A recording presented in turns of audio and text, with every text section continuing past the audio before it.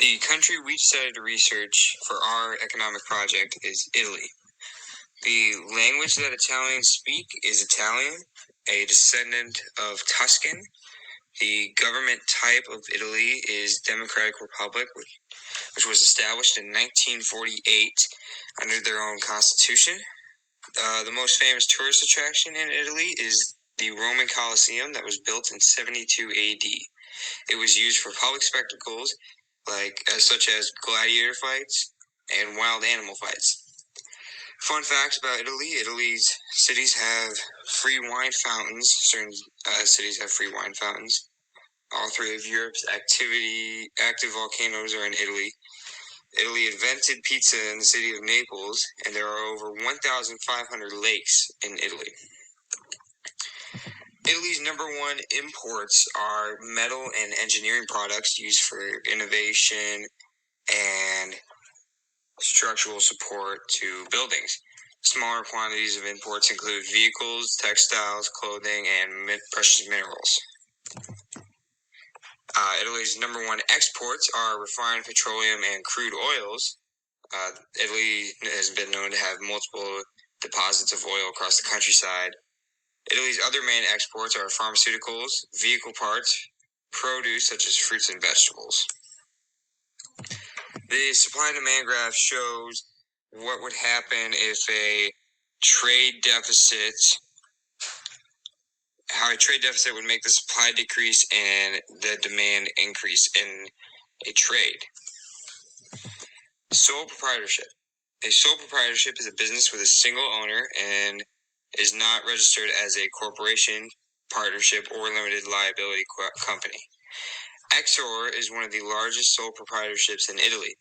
It is a holding company solely owned by one person, making around 24 billion euros capitalization in 1 year. However, a corporation is a business entity that is owned by its shareholders, who elect a board of directors to oversee the organization's activities. One of the largest firms in all of Italy is Eni. Eni stands for Ente Nazionale Idrocarburi, also known as State Hydrocarbon Authority. It is an oil and gas company in Rome, and in 2020 the firm made 44 billion euros in revenue. The last one is a business partnership. A business partnership is a legal relationship that is most often formed by a written agreement between two or more individuals or companies. Enel is a partnership in Italy. Enel is a power company that is working on new innovative ways to better technology in the way energy is produced, such as green hill energy and renewable energy. Three economic indicators in Italy. The unemployment rate in Italy is 10.1%. Inflation rate in Italy is 1.1%, and last month the capacity utilization was at 72.8%. But has jumped 2.9% and is now at 75.7% as of June 1st.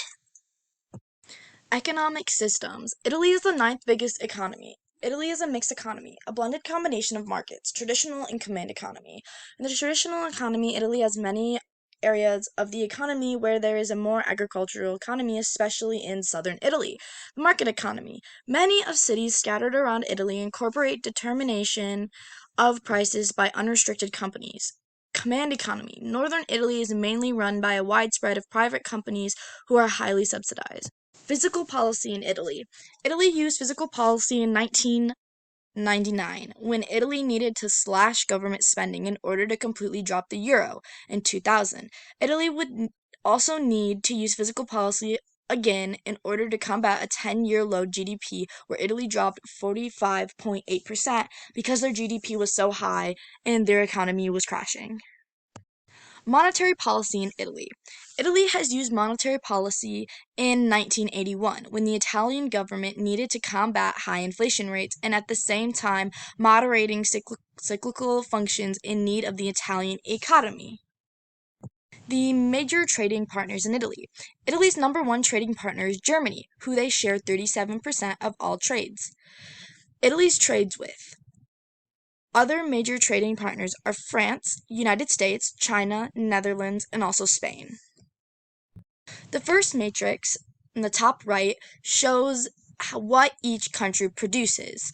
And Italy has advantage because it makes more produce and machinery, which are both higher.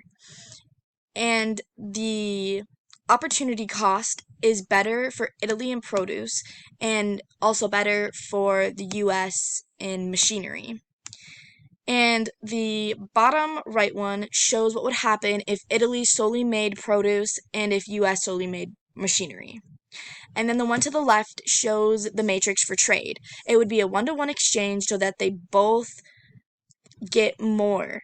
So the machinery in Italy is 50, which is larger than 30, and the produce in the US is also 50, which is greater than 30. So they both benefit from trade. This graph goes along with the matrix showing the comparative advantage and produce and machinery between Italy and the US. So it shows how Italy produces 100 produce to 40 machinery and how the US produces 30 produce to 100 machinery, showing that if they were to trade, it would be better overall for both of them.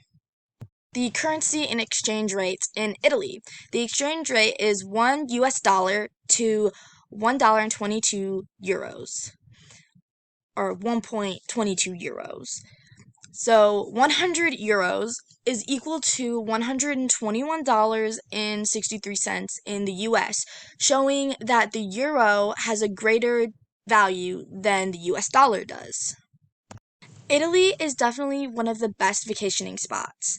You would definitely have to go to Rome because it is home to the Roman Colosseum, which is dated back to 72 AD, like we said in the first slide.